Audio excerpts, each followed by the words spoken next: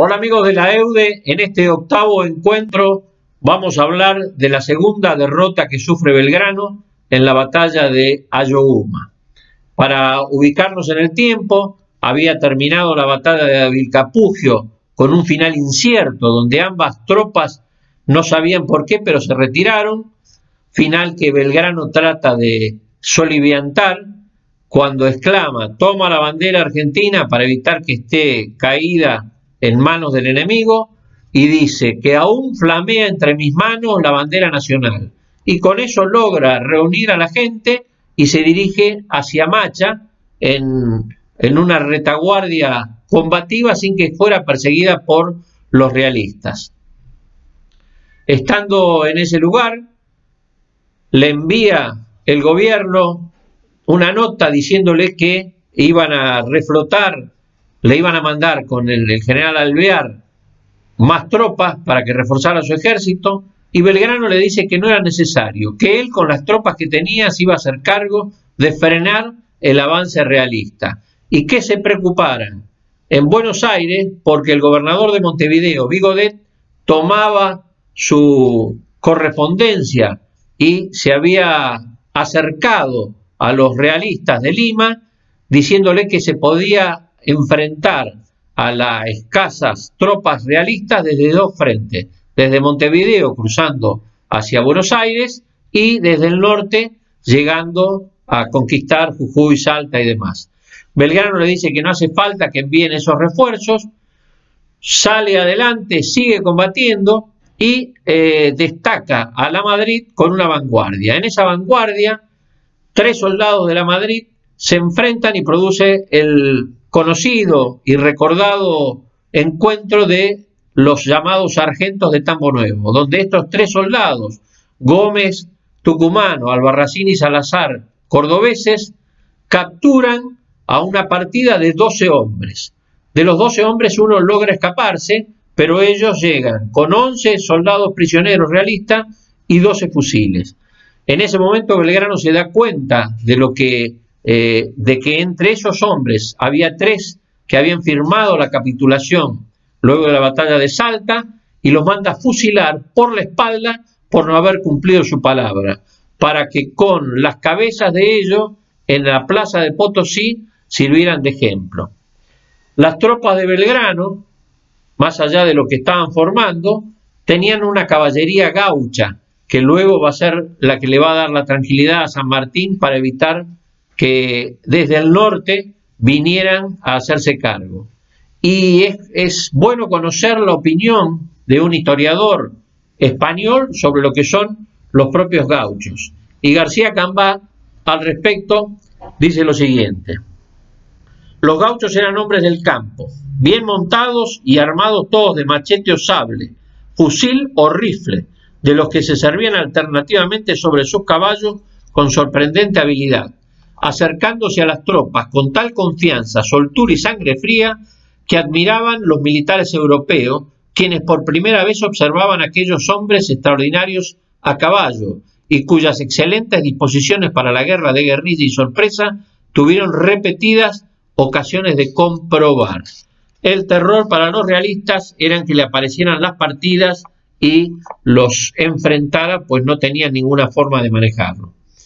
Es así que Belgrano sigue avanzando y se están formando nuevamente las tropas o manejándose para enfrentar a los realistas, cuando Belgrano, con la total tranquilidad de lo que él tenía, el 27 de octubre, le manda a decir nuevamente al gobierno que se preocupen no tanto por mandarle refuerzos a él, sino por los problemas que estaban teniendo o que eventualmente iban a recibir de Montevideo. ¿En quién piensa el gobierno? Obviamente en el general San Martín, que era que lo tenía más a mano, y en esas circunstancias es que el gobierno todavía está pensando, no se decide de mandarlo a Alvear con los refuerzos. Es así que llegamos entonces al 14 de noviembre, donde se va a producir la batalla. Y nos relata Paz lo siguiente con relación a la batalla. Primero, hablando de cómo es la constitución de quienes iban a enfrentar. Nuestro ejército, que contaría mucho menos de 1.500 infantes y 500 caballos, inclusive la fuerza que había venido de Cochabamba, estaba distribuido de la siguiente forma. A la derecha el regimiento de dragones, que se había reducido a 3 compañías. Enseguida el batallón de cazadores, muy bajo en número. El número 6, que se había reducido a un solo batallón. El número 1 y el de castas, muy disminuidos también. El número 8, o mejor dicho, sus restos se habían distribuido en otros batallones y a la izquierda se encontraba la caballería. Y empieza a nombrar quiénes eran los jefes. Este era nuestro orden de batalla, bien que nos conservásemos en columna hasta el día de la acción.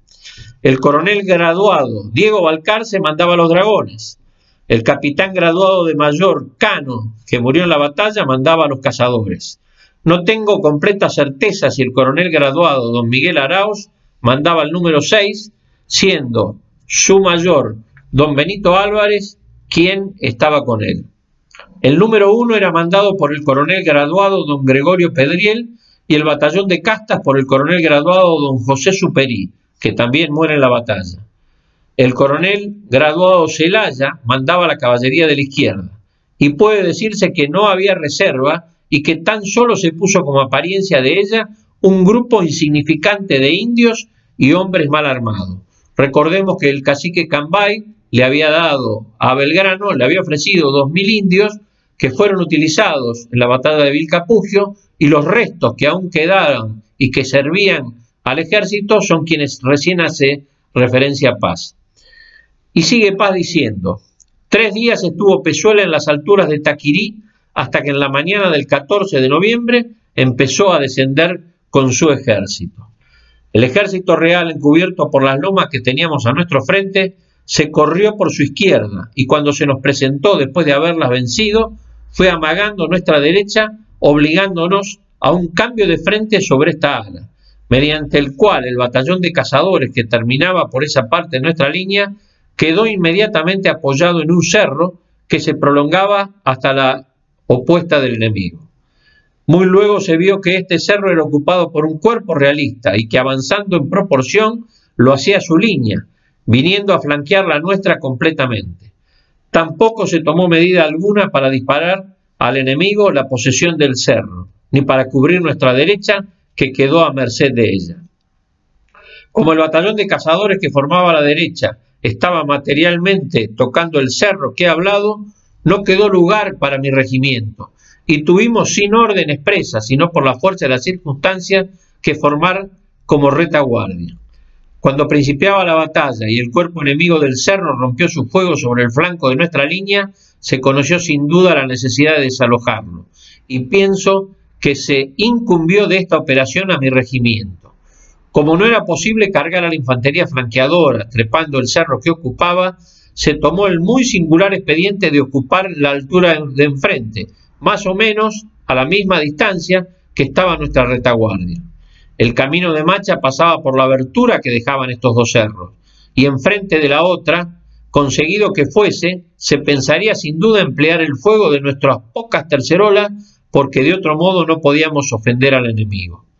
Sea o no sea así, el hecho es que empezamos a trepar la altura que era tan escarpada que con mucho trabajo podían vencerla los caballos.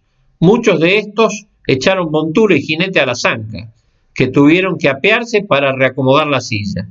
Este movimiento absurdo y bárbaro había roto enteramente nuestra formación, había confundido a las compañías y el cuerpo, 5 minutos antes que estaba tan bien organizado, no presentaba sino un montón de gente desordenada.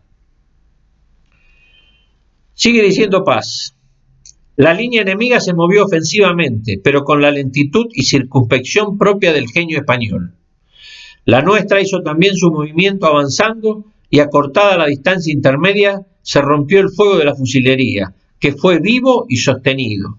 En estos momentos fue que yo recorrí la espalda de nuestra línea y algunos después que yo, viendo venir una parte de mi regimiento, se incorporaron junto conmigo al mismo. La infantería enemiga era demasiado poderosa para que la nuestra pudiese resistirla mucho tiempo. Además de ser mucho menos numerosa, se habían incorporado a ella hombres extraídos de la caballería y bastantes reclutas, que tendrían un mes de aprendizaje siquiera. Era pues consiguiente que sucumbiesen. Así sucedió, porque el fuego fue progresivamente debilitándose por nuestra parte, la línea se raleó considerablemente y lo que quedó tomó la fuga, sin que el enemigo por el momento la persiguiese, porque también había sufrido bastante.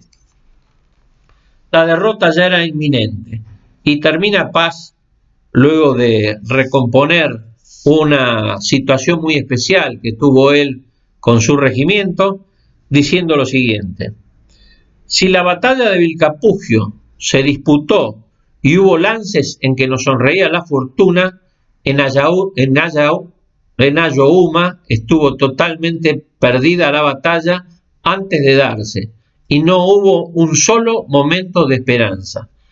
Duras palabras de Paz.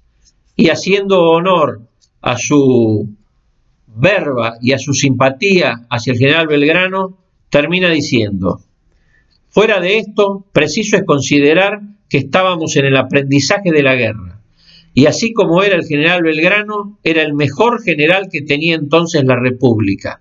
Estaba también falto de jefes, pues los mejores, por varios motivos, estaban ausentes. No tenía un solo hombre a quien pudiese deber un consejo ni una advertencia. Con esto, Paz desnuda lo que fue esta batalla y que realmente hizo peligrar el hecho de la revolución en ciernes, tanto así que luego Belgrano se repliega y pide su relevo por la situación. Será motivo del próximo encuentro, el próximo relato, si Dios quiere, y les agradezco la presencia de ustedes. Muchas gracias y hasta la próxima.